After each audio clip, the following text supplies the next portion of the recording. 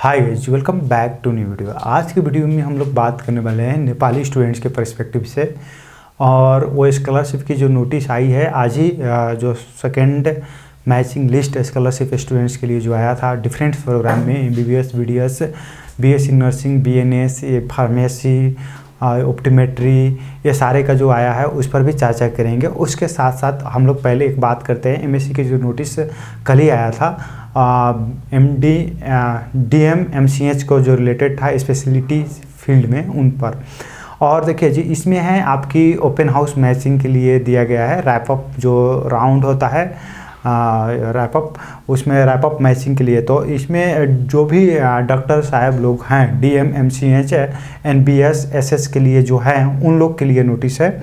और इसमें आपको ओपन हाउस रजिस्ट्रेशन करना है उन लोग को अपनी प्रोफाइल में जाकर, MSc के जो फॉर्म फिलअप किए हैं उस टाइम पर जाकर वहाँ पर करना है। और उसमें उन लोग को 8वां महीना 7 गते 9 बजे से लेकर 10 बजे तक रजिस्ट्रेशन का समय दिया गया है। और यहाँ पर आपको मैचिंग सेशन जो है 8वें महीने 7 मीन्स वहीं पर है। रजिस्ट्रेशन जो है ऑफलाइन है यहाँ पर, सॉरी मैंने बोल दिया कि आपकी वेबसाइट पर जाकर करना है, लेकिन ऑफलाइन में है। उसके बाद मैचिंग सेशन है सेम डे पर है। और इसमें आपको DM मेडिकल स्पेशलिटीज़ और NBS SS में DM neurology, DM critical care medicine है। और MCH सर्जिकल स्पेशलिटीज़ में है। शांति में भक्तपुर मेडिकल एजुकेशन कमीशन की जो ऑफिस है वहीं पर आपको ये इसका वेन्यू है।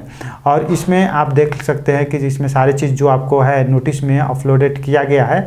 और इसमें क्या क्या चीज़ लेकर जाना है वो भी .15 डॉक्यूमेंट्स का मेंशन किया गया है कि इसमें जो एडमिट कार्ड जो और स्कोर कार्ड जो MSc की तरफ से आपको इशू किया गया है वो लेकर जाना है।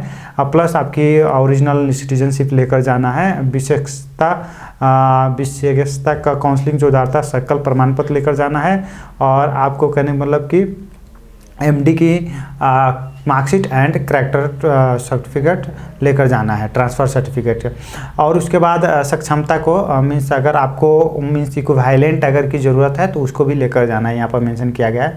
और आपको एडमिशन जब आपकी मैचिंग हो जाएगा उसमें एडमिशन की भी डेट दिया गया है। आपका मंगसी 9 गते से आपका 10 बजे से एडमिशन ओपन हो रहा है और 11 गते तक 4 बजे तक आप लोग करा सकते हैं। इसी में रूल सब दिया गया है मैचिंग में कैसे कैसे आपको प्रक्रिया है और कैसे आप करा सकते हैं। और इसके साथ साथ सीट वैकेंट किस किस कॉलेज में कौन सी प्रोग्राम में कितने सीट वैकेंट है वो भी दिया गया और कैटेगरी भी उसका मेंशन किया गया है। तो जितने भी सीटें यहाँ पर अवेलेबल है सारे के सारे ओपन कैटेगरी में है, कोई भी रिजर्वेशन नहीं है। अब फाइनली आते हैं सेकेंड राउंड की जो स्कॉलरशिप की नोटिस आई है MSc की तरफ से, मैचिंग की लिस्ट आई है, उस पर बात करते हैं हम लोग। तो इसमें आप देखेंगे कि जो मैचिंग में जो एकदम से 2 चीज़ें दी गई है। एक तो कहने मतलब कि आपकी जो भी बच्चे की सीट अलॉटमेंट हुई है उन लोग के लिए। और मैचिंग में अगर देखेंगे आप, मैचिंग की बात करते हैं और देखते हैं इसमें तो उन बच्चे को भी शामिल किया है जिनकी फर्स्ट रीमैचिंग में फर्स्ट टाइम एंट्री हुआ था। और सेकेंड मैचिंग में उन लोग को लिया गया है, लेकिन सेकेंड रीमैचिंग में उन लोग को समावेश नहीं किया जाएगा, यहाँ पर एक नोटिस में जारी है। और इस नोटिस में अगर आप देखते हैं तो इस नोटिस में आपको नोटिस करने को मिलता है कि ये कहने मतलब कि ये जो एडमिशन खुल रहा है, आज ही नोटिस आया 4 गते और एडमिशन आपको 5 गते के 10 बजे से आपके एडमिशन हो रहा है। और आप रिस्पेक्टिव यूनिवर्सिटी में जाकर करा सकते हैं एडमिशन।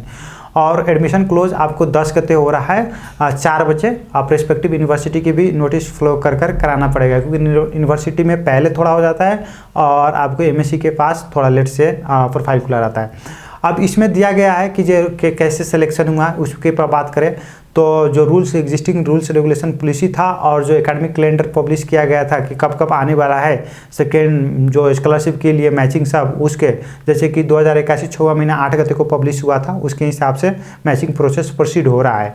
और इसमें ये भी लिखा गया है जो बच्चा लोग पहले स्कॉलरशिप में किसी भी कॉलेज में इनरोल हो गए थे और वो अपना स्कॉलरशिप एडमिशन कैंसिल नहीं कराए थे और उन बच्चे को इस लिस्ट में समावेश नहीं किया गया है। और ये भी अगर कोई बच्चा पेइंग में भी पढ़ रहा है किसी भी कॉलेज, मेडिकल कॉलेज में, और वो अपना एडमिशन रद्द नहीं कराए थे कैंसिलेशन नहीं कराए थे, तो उन बच्चे को भी इस स्कॉलरशिप में समावेश नहीं किया गया है।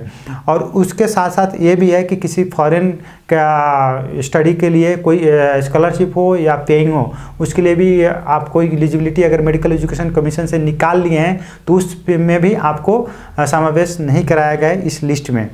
और इसके साथ साथ और है कि कहने का मतलब कि आप जो भी एग्जिस्टिंग रूल्स रेगुलेशन है यूनिवर्सिटी के हिसाब से स्कॉलरशिप होल्डर के लिए, वो सारे रूल्स रेगुलेशन आपको फॉलो कराया जाएगा आप at the time of admission.